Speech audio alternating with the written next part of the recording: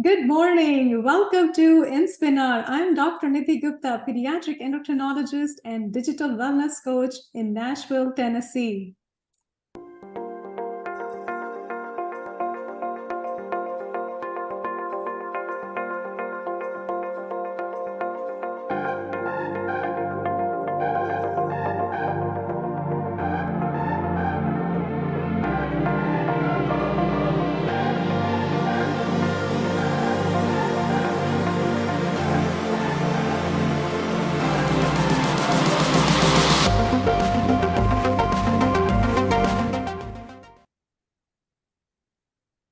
It's an honor to have Johanne Morin on my show today. Johanne is the editor-in-chief of The Moss Lifestyle, a place which is dedicated to creating spaces for well-being where people can thrive. Johanne, welcome to Inspinar.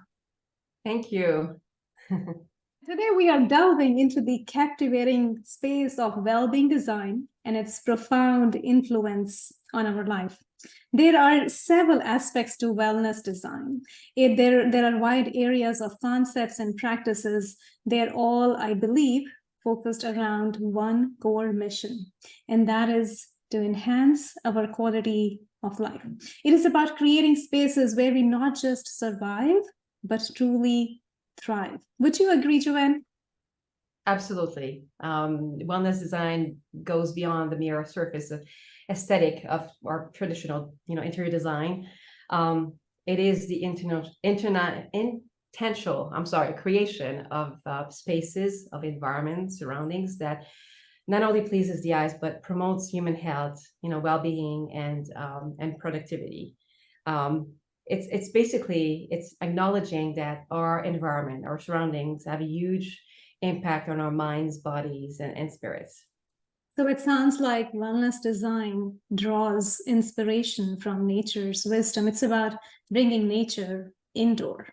Absolutely, yes. It's a very holistic approach. It has a science base, obviously, but it recognizes that there's a huge intricate interplay between humans and Mother Nature. Why is that? Why do we yearn for that connection with nature, Joanne? I mean, because there's a symbiotic connection with nature, and because and we'll see, throughout the presentation, we'll talk about fractal designs and how we relate to those concepts, those patterns, and how beneficial it is, for our health and well-being. So I've heard about biophilic design. What does it entail, Joanne? It involves infusing natural elements, we call them biotic materials, inorganic elements. It's basically some people will think it's about infusing plants, but it's more than that. It's adding natural material like wood, stone, integrating like glass, native metals, water features, and most importantly, natural light into a space, into an environment. And some studies propose that those natural materials have what we call the natural frequency, which is interesting. And natural frequency is basically the vibration of any object, any element in the world, and everything has a frequency. But for some reason, natural materials have a higher frequency than materials like plastic or porcelain, like a man-made materials. And the result is basically a higher sense of vitality in a space. So I don't know if you go into, you've probably know, I've tested it a lot. Going into a space where there's a lot of natural materials and plants and everything, you just feel better. You feel more energized. I do anyway. And as opposed to being in a space where there's just a lot of like man-made materials and like I said earlier, porcelains, and I just don't like it. I feel sick. So yes. So I mean, on Moss Lifestyle, I basically talk about those concepts: biophilic design, and also one called Creative Shelters of Wellbeing for All Being, and it's about that natural frequency that you can explore. It's really interesting. Another biophilic infusion that's interesting is adding art that mirrors nature's patterns. And you actually have an example here in my background, where basically adding those elements, this kind of art to a space, is also part of the integrating biolithic design. You can add, you can celebrate culture, place, human delight, and all of that whole concept of biophilic design is called neuroaesthetic. And Johns Hopkins University has done a lot of research to practice, and they have a department called International Hearts and Mind Lab, which I find fascinating. And they've done a lot of tests in like senior living environment, healthcare environment, daycare, and it's fascinating. They found that the amount of like energy and enthusiasm, the happiness that basically comes from being surrounded by that type of art, colors and nature and everything, makes a huge difference in a space. So you can look up that website. They have really interesting articles and on that. I just find it amazing. I didn't know that up until recently. So Wow, that is fascinating, Joanne. So we learned a lot about biophilic design. Talk to us about biomimicry, Joanne. How does that fit into the picture? So biomimicry is basically going back to the fractal designs, is, we are studying nature, discovering that, nature is genius. And we just, looking at it, we can find solutions to solve a lot of, problems. And because and I go back to obviously, the Wright brothers, when they invented the plane, that's where it all started. They studied birds, they studied, so not only you study motions, but you study patterns. And so more and more designers and architects, industrial designers, product designers, furniture designers are embracing the idea of, taking inspiration from nature, because not only it's pleasing to the eyes, to the human eye, and it's attracting us. So obviously good for sales, but it's acknowledging that it has a huge impact on our health and well-being, because of the fact that it's going back to the 60% of like soothing, lowering the stress level, and more and more. Again, going back to the designers, the architects, there's organization, and one in particular called Science and Design, you can check their website, are basically decided to, provide resources and, educate people about, the amazing engineering of nature and all the solutions we can find from that. So I love that website if you want to look it up. And yes, so understanding that, we find a lot of solutions in nature, and it's sad to think that we wasted so much time, not turning to nature to find ideas.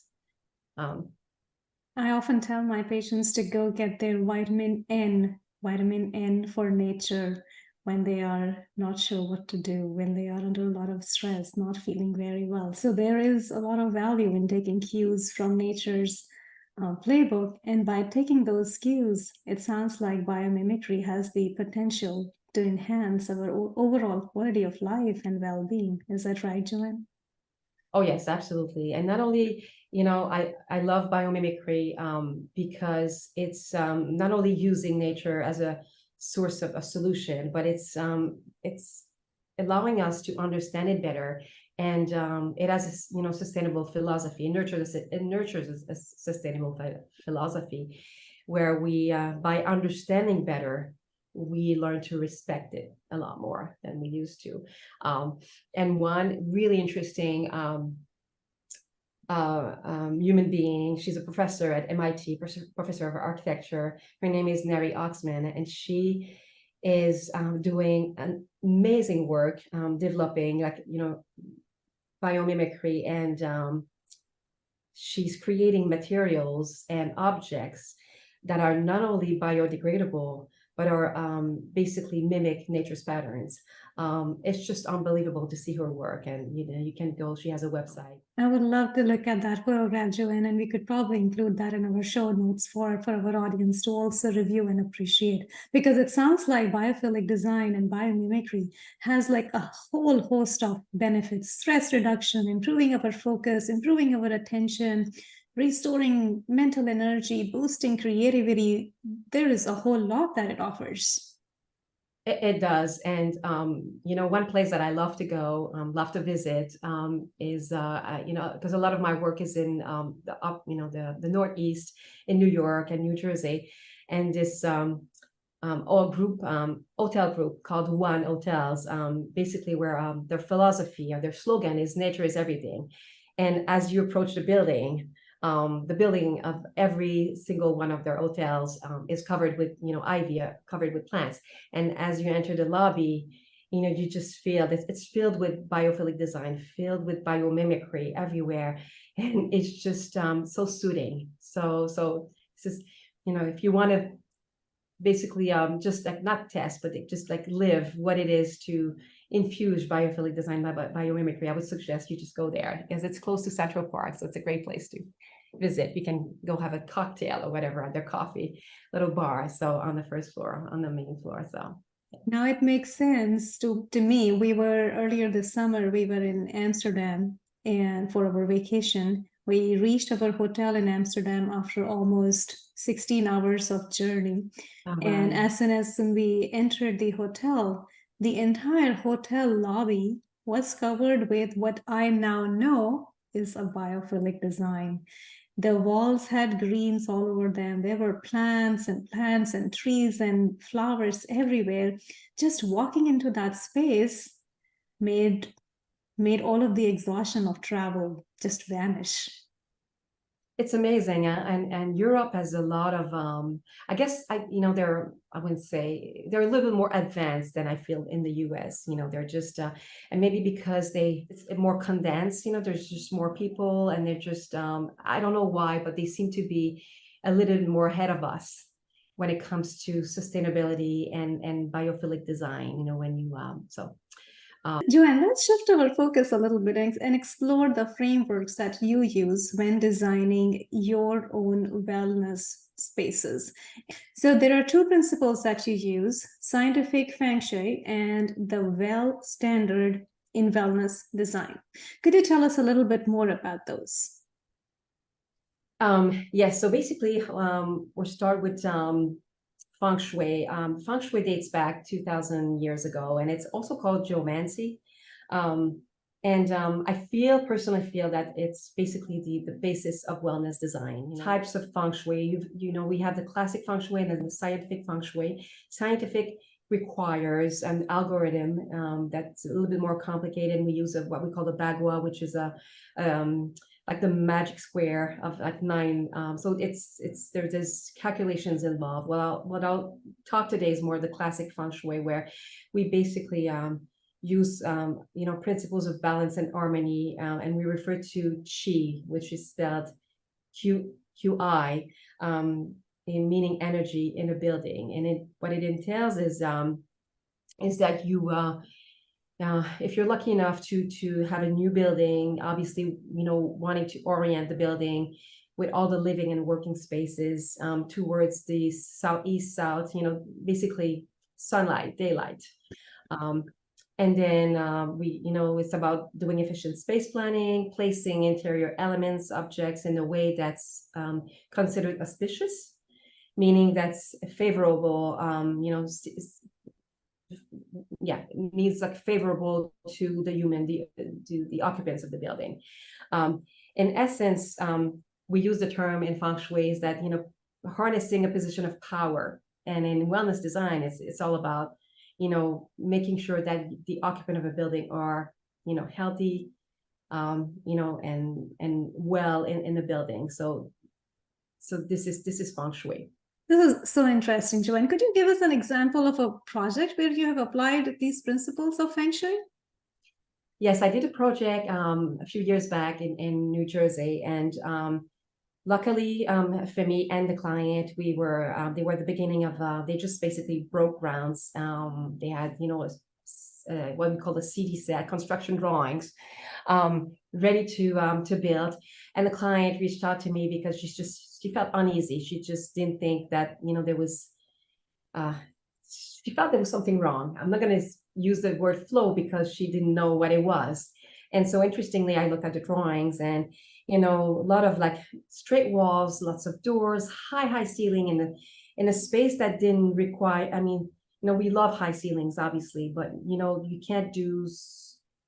can't have small space and high ceilings. It's just there's an imbalance. So, I would call that space a very stagnant because the energy is not there. And so obviously, I said to the client, we need to create movement in the space. And so we eliminated a lot of doors. A lot of those doors were actually closet space that she did not need. And created bookcases. And I know we have some images we can see, like the final product, and but created bookcase on one side of the room with those closet spaces, floating shelves, a bench in the entry area with lighting. And so that completely changed just the space and the movement. But not only that, in the one big living room where, again, straight lines, there was just nothing to, we needed to anchor the room, basically. And in feng shui, we use stone, natural element always, we use to anchor a space that, where the energy just needs to be grounded. And so we did that by adding stone on the fireplace wall from floor to ceiling. It's like a carved stone. It was beautiful. So we achieved that, and client was really happy. So that was a fun project. You have some photographs of that project that you would be able to share with us today, Johanne? Okay, so I'm going to share my screen. Mm-hmm. Okay, so basically before, when we started the project, there was double door here, where there's a painting, and then another double door here. All of this was basically closet space, and so I opened up, created this little bench space with lighting, added art. I forgot about that, and it just created this movement in the space, much better than it was before. And then this is another picture of the closet space, but on the opposite, on the other side, we opened up, creating the floating shelves, and again, creating movement in the space. And this is that famous floor to ceiling fireplace with the natural stone carved. This is beautiful. For our audience who is listening to our podcast on audio, I highly encourage you to go visit our YouTube channel and look at the video of the past podcast in order to truly appreciate the beauty of bringing nature into your home and using natural elements in enhancing your well-being and wellness. Thank you for sharing that, Johanne. Now, so Johanne, can you tell us a little bit about the well building standard? And I know there are several concepts involved in that principle. What are some of the concepts that you are able to highlight for us today? Yes, so just going back, like basically well building standard is sort of the modern, in my opinion, the modern version of wellness design, of feng shui. It has a lot of similarities. It was developed, it was launched in 2014. It took 7 years to develop. It's a very structured framework that focuses on human being, people's wellness, well-being. There was originally 7 concepts. Now there are 10. They did a revision, which is air, water, light, mind, movement, materials, nourishment, thermal comfort, sound, and community. And it was basically the group at Well seeked out the help of organizations like the Clinton Global Initiative, Cleveland Clinic, Mayo Clinic, a lot of doctors, physicians, the U.S. Green Building Council, which is responsible for the LEED certification, sustainability, and everything that relates to sustainability, obviously, and the International Living Future Institute. It's a science-based approach. They focused originally on corporate, hospitality, and healthcare sectors, and now they're finalizing the residential version of it. And I felt like light, movement, and mind are the closest, link to unplug, to reconnect what you're working on. And because of the reason that they're focusing on approaches to foster the release of our feel-good hormones, tonin, endorphins, and oxytocin.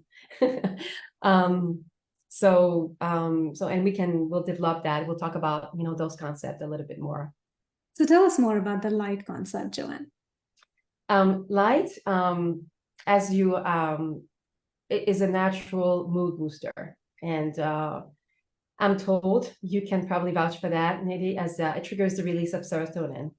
So that helps regulate our mood, mental health, but it also helps regulate our circadian rhythms. And that is vital for our well-being. It helps with apparently, and correct me if I'm wrong, daytime drowsiness, shift in body temperatures, obesity, fluctuation in metabolic hormones like leptin and insulin and all these things. So it's extremely important that we have daylight, sunlight, daylight during our day. And it's even more critical, I'm told, and I love to wake up, never knew why, but I love to wake up with the sun in the morning. So whatever. And it's funny because living in Georgia, I was all my life in the Northeast, and Georgia is basically sort of at the end of the time grade, like we say in French, fuseau horaire.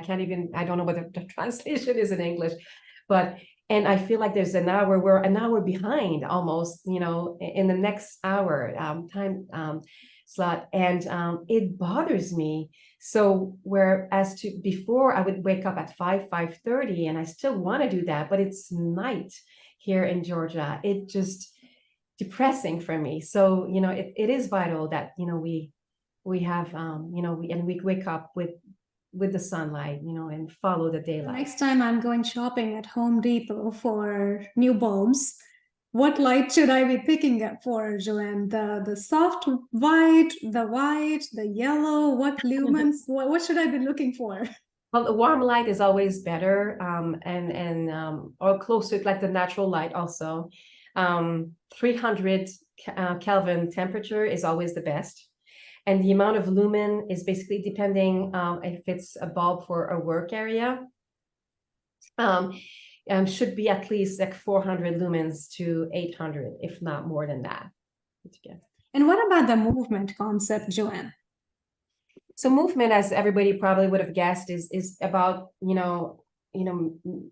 having more activities, physical activity in a day. Most of us will sit all day at our desk and take a lunch break, and that's it. And it's just really, really bad for our health. It causes back problems. And, there is data that you can check out, at the Well Building Institute, where they say they found out that there's 31 million Americans affected with, back pain. I'm one of them. Physical inactivity is accountable for 3 to 5 million deaths worldwide annually. I just couldn't believe that.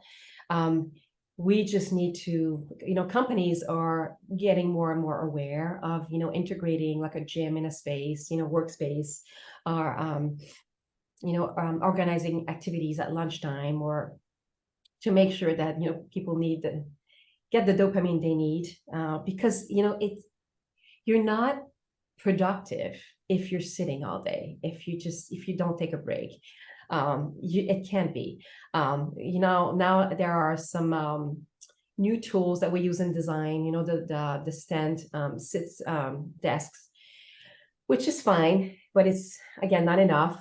They came up with the treadmill desk, which I can't imagine. I've not specified those because it must be noisy. I'm not sure I like the idea. But I think the goal is to, again, force people just to go out, take a walk, whether it's, and the movement concept is obviously not just, at work, it's after work, finding time in your schedule to to exercise, because it's just really important. The most intriguing concept that you, of all the, hold on. The most intriguing concept that I find is the mind concept. How do you design spaces keeping the mind concept in place?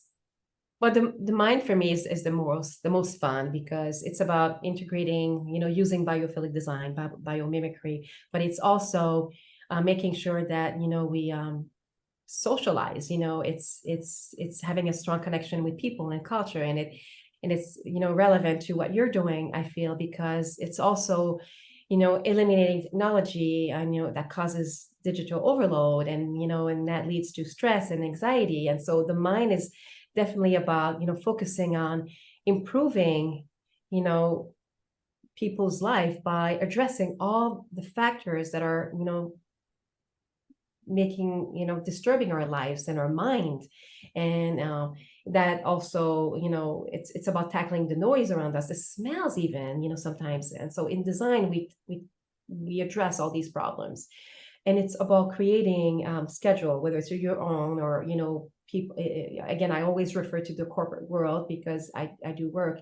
It's creating schedule that allocate time for balance and harmony. And I like to use the word triage, which you're familiar, I'm sure, honestly, because we often look at what we have to we sit down at our desk in the morning and we look at our tasks, and it's just overwhelming, and it's like, oh, I don't have time to go out, I don't have to do anything. And I know, and I've tested that, and like finding the time, even if it's half an hour, to just address every single task that we have to do, and triage and prioritize what we have to do, and we end up in the day having time to do so much more, and going through our list, it's just unbelievable. So that's I guess the trick that I would say.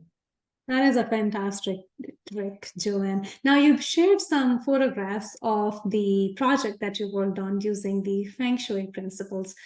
Would you have some photographs about the well standard concept as well? Yes. So basically, I'm actually still currently working on this project.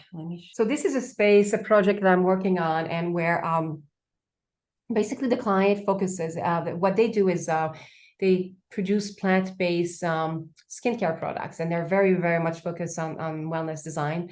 And they're growing so fast, and they needed a space quickly for new employees, and to expand and create a new lab space. And so we found this building right basically adjacent to their current location, and which you see the space below. This is when we looked at the space, very low ceiling, 9-foot ceiling, which in the corporate world is just typical, nothing interesting. What we call ACT, it's an acoustical ceiling tile, nothing interesting. And when I assessed the building, I toured the building inside and out, and I realized that the building had been designed with an additional layer of windows, and it was nobody took advantage of that. And for some reason, they just basically blocked that additional layer of window when they did the ceiling. So I turned to my client and I said, we just need to remove that ceiling grid and tile and get that extra layer to let the daylight, the sunlight in. And so obviously we needed the building's approval. We got that. They were excited actually, because now they want to transform every single space in their building the same way. And now we were able to get so much more light into the building. It was just amazing transformation, and everybody is so excited. Everybody actually in the current building want to move into that new space. So it's going to be a problem when we have to decide that who's going there. That is fascinating. You were able to raise the ceiling height and add more windows and bring in more light and more movement. That is fantastic, yeah. Joanne. That's beautiful. So in summary, in the world of wellness design, it is crucial to create spaces that are not only healthier, but also nurture meaningful conversations and gatherings. These spaces connect us to the essence of human communication and socialization. To achieve this, it is essential to exclude technology from rooms and spaces where we want our minds to slow down, rejuvenate, and make space for creativity and personal growth. Is that right, Joanne? Would you agree? Oh, absolutely. I like to use this term slowness. There's even a website that exists, slowness.com. And it's everything, anything that you need to know about just like changing your way of life and how to do it. Thank you for sharing the beautiful projects that you're working on. Thank you for sharing the importance of bringing nature indoors and helping us realize how it's very crucial for us to get our daily dose of vitamin N every single day, however much we can. A little bit every day to begin with might be the right dose for us. So thank you again for being here on Inspinar, Joanne. It was a pleasure having you. Thank you so much for having me. Let's reconnect with the real life. Let's reconnect with what truly matters. Let's reconnect with health, joy, and efficiency. Let's reclaim our time and attention. Let's ungrip our devices, grip life, and get our vitamin in nature. I will see you next time.